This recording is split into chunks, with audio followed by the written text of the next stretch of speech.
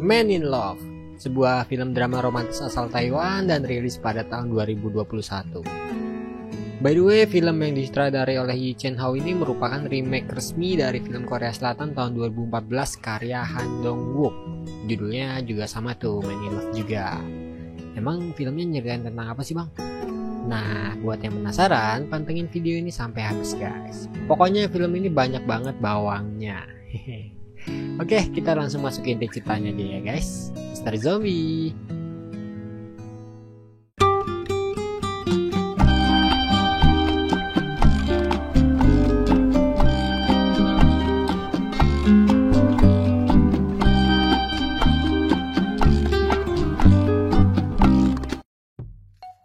Awal film kita diperkenalkan dengan tokoh utama film ini, yaitu seorang pria bernama Aceng. Dia ini berprofesi sebagai penagih hutang atau yang biasa kita sebut debt collector. Aceng dan anak buahnya ini terkenal cukup keras dalam pekerjaannya ini. Tapi di balik itu semua dia masih memiliki rasa peduli sesama. Terbukti nih pas lagi nagih hutang ke seorang pendeta, si pendeta ini ceritanya minta perpanjangan waktu karena uangnya dipakai berobat anaknya. Dan pendeta pun kaget karena Aceng malah memberinya uang untuk membantu pengobatan tersebut. Bahkan nih di momen-momen lain Aceng juga sering memotong biaya tagihan para pemilik toko. Ya preman berhati malaikat lah boleh dibilang. By the way, itulah jagoan kita di film ini, si Aceng, ya kan? Oke, di momen selanjutnya kita diperkenalkan dengan bosnya Aceng yaitu Madam Chai. Bosnya ini sadar banget ya kan kalau setorannya yang dikasih Aceng ini selalu kurang jumlahnya. Tapi beruntung Madam Chai ini nggak begitu mempermasalahkan karena Aceng ini boleh dibilang ya andalannya lah di bidang ini. Di momen ini juga dia ngasih tugas baru ke si Aceng, yaitu menagih hutang ke seorang pria tua yang sedang dirawat rumah sakit. Karena anak buah Madam yang lain pada nggak becus ngadepin klien yang satu ini. Berangkatlah Aceng ke rumah sakit tersebut. Dia melihat pria tua yang udah nggak bisa diajak berkomunikasi karena kondisinya. Dan tiba-tiba aja nongollah wanita cantik di ruangan itu. Dia adalah Hao Ting, anak satu-satunya si pria tua ini. Di sini Aceng sempat jadi patung karena terhipnotis kecantikannya si Hao Ting. Tapi dia ingat harus tetap profesional dan jaga image di depan kliennya, ya nggak? Aceng pun menjelaskan maksud dan tujuannya datang ke sini. Tapi dia terkesan tidak dipedulikan sama si Hao Ting. Akhirnya mau nggak mau dia ngasih sedikit ancaman ke Hao Ting agar mau didengarkan. Dan setelah dijelaskan, Hao Ting dipaksa untuk menandatangani surat perjanjian pelunasan hutang ayahnya ini. Kita masuk ke kehidupan personalnya si Aceng ya guys. Hidup layaknya rockstar jelas membuat Aceng ini nggak bisa lepas dari yang namanya pergaulan bebas. Dia selalu melakukan itu dengan Sulin yang udah jadi langganannya tuh. Nah, setelah itu kita balik lagi ke Hao Ting. Hao Ting nih bekerja sebagai teller di sebuah bank. Di suatu hari nih, dia yang lagi banyak masalah ini kedatangan seorang ibu-ibu nasabah. Ibu-ibu ini berniat menjodohkan Hao Ting yang cantik ini dengan anaknya. Biar Hao Ting tertarik, si ibu bilang. Dan Hao Ting pun bilang. Akhirnya si ibu membatalkan niatnya tuh. Kena mental si ibu guys. Sementara itu ternyata Aceng sedang mengamati si Hao Ting di bank tersebut. Bahkan sampai dibuntutin ke rumahnya nggak tuh. Kayaknya jagoan kita nih mulai baper guys. Padahal baru sekali ketemu ya nggak. Sampai di suatu malam Aceng nyamperin Hao Ting yang baru pulang kerja dan makan di suatu tempat. Di sini Hao Ting nggak begitu memperdulikan kehadiran Bang Aceng. Akhirnya biar Hao Ting ini mau ngobrol sama dia pun modus-modus ngasih solusi biar Hao Ting ini gimana caranya bisa bayar hutang ayahnya tuh. Tapi si goblok ini malah nawarin Hao Ting buat jadi pendamping om-om hidung belang di sebuah tempat karaoke. Ya kan jelas ini bikin Hao Ting makin ilfil sama si Aceng dan pergi ninggalin Aceng gitu aja. Keesokan harinya, Aceng yang dibangunin keponakannya ini mulai harinya seperti biasa. Dia nih ternyata berasal dari keluarga yang boleh dibilang baik-baik lah. Bukan keluarga preman-preman gitu.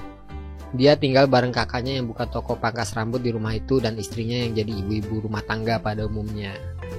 Aceng juga masih mempunyai seorang ayah yang berprofesi sebagai supir bus. Ya walaupun keduanya nih terlihat gak akur ya guys, tapi mereka nih saling peduli satu sama lain. Nah, masih penasaran sama si cantik Houting, Aceng pun nyamperin lagi ke tempat kerja Houting buat meyakinkan Houting dengan solusi-solusi darinya kemarin tuh. Houting yang ngerasa solusi-solusi dari Aceng ini solusi sesat ya, tetap nggak mau ngegubris si Aceng dan coba ngusir dengan memanggil nomor antrian berikutnya. Tapi saking niatnya si Aceng, ternyata dia udah ngambil nomor antrian yang banyak tuh, lihat. Nggak mau panjang lebar, Houting akhirnya manggil manajer buat ngusir si Aceng.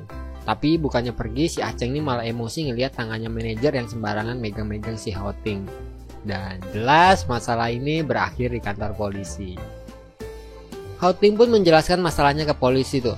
Tapi polisi yang bernama Wang ini ternyata teman dekatnya si Aceng, guys. Bahkan si polisi ini juga malah ikut-ikutan nyeramain Houting buat bayar utangnya ke si Aceng. Ngerasa gak ada gunanya di kantor itu ya kan, Houting pun cabut. Aceng yang belum putus asa nih guys, akhirnya punya ide brilian buat ngedeketin si Houting. Yaitu dia bikin sebuah tabel di sebuah kertas gitu ya kan, yang ternyata itu adalah jadwal kencan. Jadi setiap mereka pergi kencan tuh satu kotak terisi. Dan kalau udah penuh semua, hutang ayahnya Houting ini dianggap lunas. Iya, idenya cukup kreatif ya. Tapi di sini Houting ini masih nolak ide itu mentah-mentah. Dan gak lama dari situ Houting makin tertekan sama posisinya di mana tagihan rumah sakit ini udah keluar. Dan Houting wajib membayarnya. Dengan gaji pas-pasan, jelas gak mungkin dia nyelesain ini semua ya kan. Jangankan buat bayar hutang, bayar denda rumah sakit aja dia bingung. Walaupun dia tuh juga sempat ngubungin beberapa keluarganya ya, tapi ya sia-sialah. Akhirnya dengan berat hati dia nemuin Aceng dan memutuskan untuk menerima tawarannya si Aceng. Tapi di sini dia menegaskan kalau kencan mereka cuma jalan-jalan dan makan bareng aja, nggak lebih pokoknya. Tapi si Aceng nih ngelunjak dan berharap lebih nih. Yang jelas bikin Houting nolak itu semua dan berniat buat cabut lagi. Dan Aceng yang nggak mau menyia-nyiakan kesempatan ini pun setuju dengan kesepakatan yang dimau sama si Houting. Dan perjanjian pun disepakati guys. Kencan pertama dimulai malam itu juga. Di sini Aceng sangat antusias. Di sisi lain si Houting ini malah merasa nggak nyaman. Tapi dari momen ini, kehidupan Aceng di hari-hari berikutnya nih jadi mulai positif guys. Dia mulai nunjukin perhatian lebih ke si Houting ya kan, terus berhenti langganan ke si Sulin, terus makin peduli juga sama penampilannya, dan Aceng juga mulai peduli ke ayahnya si Houting. Nah, hal inilah yang bikin Houting ini makin hari makin luluh hatinya guys. Dia ngerasa Aceng ini udah berubah jadi cowok yang manis. Dan hari-hari berikutnya pun mereka makin dekat. Seolah-olah Houting ini makin menikmati kencan ini. Sampai suatu hari Aceng ngelihat anak buahnya ini sedang nagih hutang ke pemilik toko di wilayahnya. Anak buahnya ini pakai cara kasar dalam menagih. Aceng yang ngeliat kebrutalan anak buahnya ini pun ngamuk besar di kejadian itu. Dan sialnya secara kebetulan juga Houting ngeliat keributan itu guys. Dan berpikiran kalau Aceng ini belum berubah. Keesokan harinya Houting yang jenguk ayahnya dikejutkan bahwa ayahnya ini gak ada di kamarnya. Ternyata ayahnya ini dibawa nongkrong si Aceng di rooftop rumah sakit sambil dibacain komik. Jelas ini bikin Houting marah besar dan dia diusir. Houting yang juga udah salah paham dengan keributan yang dilihat kemarin. Ngelihat Houting marah besar nih, si Aceng pun nekat buat nyatain perasaannya ke si Houting. Tapi Houting ini udah gak mau denger apapun dari si Aceng. Sirnalah semua harapannya si Aceng. Akhirnya dia melampiaskan emosinya dengan memaksa Sulin buat ngelayanin dia. Padahal Sulin ini lagi ada pelanggan lain. Sulin pun marah besar tuh sama dia juga. Masih dalam posisi teler dan dibakar emosi, dia nyamperin Houting lagi ke rumah sakit. Tapi dia dikejutkan yang mana ternyata ayahnya Houting sudah meninggal. Lanjut ke upacara pemakaman. Di sini Houting benar-benar merasa sendirian dan kesepian karena nggak ada satupun yang melayat. Tapi tiba-tiba aja Aceng dan anak buahnya datang. Di sini Aceng berniat ngasih acara pemakaman yang layak ke ayahnya Houting. Dan jelas hal ini bikin Houting nggak bisa berkata-kata. Pemakaman yang sepi berubah berkat seorang preman yang dia pandang sebelah mata. Beberapa orang pun datang termasuk pemilik toko yang pernah diajar anak buahnya Aceng. Houting sempat bingung nih dan bertanya. Tapi si pemilik toko pun menjelaskan apa yang sebenarnya terjadi waktu itu, bahwa saat itu Aceng datang untuk menolong mereka. Sedihnya di sini. Singkatnya, hubungan mereka makin membaik, jauh membaik dari sebelum-sebelumnya. Dan di suatu hari, abis bikin tugas kelompok, Hao Ting bilang dia nih punya cita-cita buat bikin sebuah usaha. Semua rencananya sudah dipersiapkan, tapi belum bisa dimulai karena dia belum punya cukup uang buat beli sebuah toko. Nah, ngedengar hal ini, Aceng nih berniat mewujudkan impian kekasih hatinya ini. Biasalah. Dan scene berikutnya berpindah saat Aceng lagi nagih hutang. Dia mendapat perlawanan dari pemilik toko yang harus berakhir dengan perkelahian. Padahal malam itu dia ada janji makan malam bareng si Hao Ting. Hao Ting pun dikejutkan dengan kondisinya si Aceng. Ngelihat pacarnya khawatir kayak gini, dia memutuskan pada saat itu juga buat berhenti jadi penagih hutang. Dia pun membicarakan hal ini ke bosnya tuh. Ya walaupun bosnya ini gak terima ya Aceng cabut gitu aja, tapi tetap gak bisa nolak juga karena Aceng ini udah bulat keputusannya. Habis dari situ dia nemuin salah satu temannya yang kebetulan agen penjualan sebuah toko gitulah. Kita sebut aja Jono ya. Jono nih bilang ke si Aceng ada sebuah toko yang lokasinya strategis. Tapi Aceng ini sadar kalau uangnya nih gak cukup buat beli toko itu. Akhirnya dia tuh balik lagi nemuin Madam Chai buat minta kerjaan lagi. Tapi Madam Chai jelas gak bisa nerima Aceng lagi dan malah nawarin kesempatan lain, yaitu investasi uang saat Madam Chai ini lagi berjudi. Ya memang si Madam Chai ini terkenal raja judi ya guys. Banyak orang-orang yang pengen muterin duit secara singkat dengan cara investasi ke Madam Chai itu pas lagi judi. Dia pun sampein hal ini ke si Hao Ting ya, kalau dia nih bakal beliin Hao Ting toko dalam waktu dekat. Hao Ting yang seneng dengar kabar ini sempat bingung Aceng dapat duit dari mana tuh. Tapi si Aceng ini menjelaskan kalau dia nih dapat pesangon dari kerjaan sebelumnya. Aceng juga berencana menikahi si Hao Ting guys. Ya jelas makin berbunga-bunga lah hatinya si Hao Ting nih. Gak tahu aja ya kan, padahal ini masih gambling nih. Duit buat beli toko aja belum ketahuan ya kan, udah berani janji nikahin anak orang. Ceng. Akhirnya dengan pikiran singkat, Aceng pun bawa tabungan mereka berdua buat dijadikan taruhan di perjudian itu, ya kan, berharap balik berkali-kali lipat tuh. Sedangkan Hao Ting sudah menunggunya di kantornya Jono untuk melakukan transaksi. Tapi di tengah perjudian itu guys, tiba-tiba tempat itu diserang oleh beberapa orang dan mengacau perjudian itu. Segerombolan orang ini juga berniat ngebawa uangnya si Aceng. Jelas saja ya kan, Aceng sekuat tenaga ngelawan mereka semua. Tapi ya manusiawi ya, dia pun gak sanggup buat ngelawan mereka semua. Tapi nih guys, sebelum mereka pada cabut ya kan, si Aceng ini dikejutkan bahwa ternyata orang-orang yang mengacau ini adalah anak buahnya sendiri. Ya kan? Dengan kesimpulan nih, aksi ini adalah konspirasi buat ngejebak si Aceng tuh. Dan Aceng yang ngerasa bodoh banget ini terkapar lemas di sana. Di malam yang sama setelah kejadian itu, Hao Ting nyamperin Aceng yang berlumuran darah di sebuah tempat makan. Awalnya dia ngomel-ngomel karena transaksi harus batal ya kan. Tapi si Aceng pun ngejelasin tuh kalau duit tabungannya dipakai judi, terus dia kena tipu sampai berdarah-darah gini demi nyelamatin uangnya. Ya walaupun gagal lah. Hao Ting yang jelas emosi sama kelakuan bocah ini ya kan, berusaha nenangin Aceng dan ngajak membicarakan ini di rumah. Tapi Aceng yang lihat pacarnya sabar banget makin merasa bersalah. Akhirnya dia nekat ngomong kalau selama ini cintanya gak pernah serius ke si Hao Ting. Ya intinya biar bikin si Hao Ting ini benci lah sama dia dan berhenti berhubungan.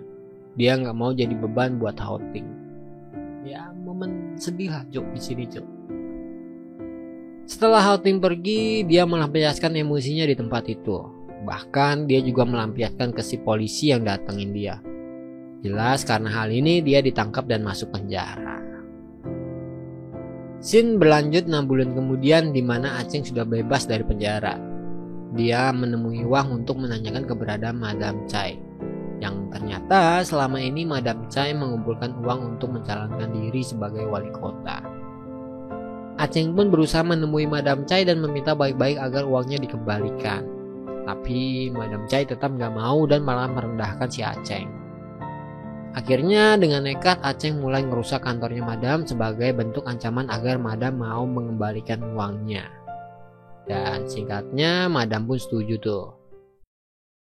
Setelah mendapatkan uangnya kembali, dia berniat nemuin Hao Ting lagi karena dia gak mau terbebani hutang ke siapapun. dan sebagai tanggung jawab juga karena udah menghilangkan tabungannya si Hao Ting. Tapi usaha ini tetap ditolak keras oleh si Hao Ting. Ya masih nggak terima lah, wajar lah ya kan. Setelah itu dia pulang ke rumahnya tuh, dan ternyata banyak banget yang berubah semenjak dia ditahan. Ayahnya yang ingatannya agak berkurang dan udah pensiun juga jadi supir bus ya kan. Terus keadaan rumah juga nggak seperti dulu lagi, ya gitulah pokoknya.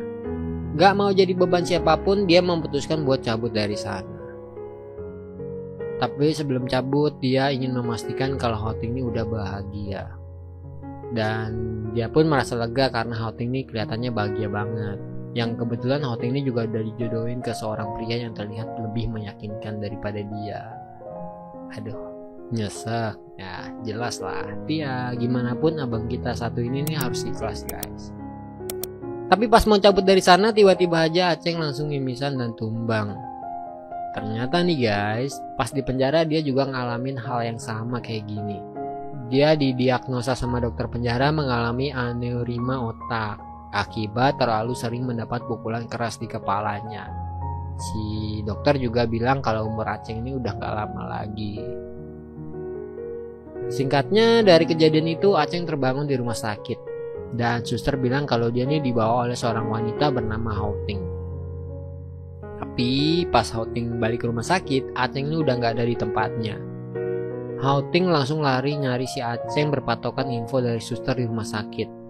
Di momen ini Hao Ting udah tahu tentang penyakitnya Aceng dari ceritanya Wang. Dia juga diceritain perjuangannya Aceng buat ngembalin uangnya tuh, dan merasa menyesal udah nolak usahanya si Aceng. Akhirnya di ujung pencariannya dia pun berhasil menemukan si Aceng di sebuah terminal. Dan mereka pun bersatu kembali tuh. Di sini Aceng makin semangat untuk sembuh dari penyakitnya agar bisa bersama lebih lama dengan si Hao Ting. Dia pun memutuskan untuk melakukan pengobatan gimana pun hasilnya pokoknya. Yang jelas pengobatan ini begitu menyakitkan.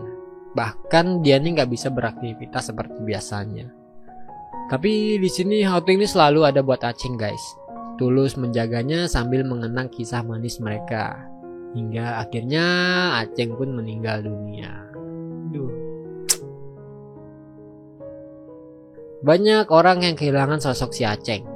Sosok preman berhati malaikat. Preman yang berhasil menjadi penyelamat untuk beberapa orang, terutama Hao Ting.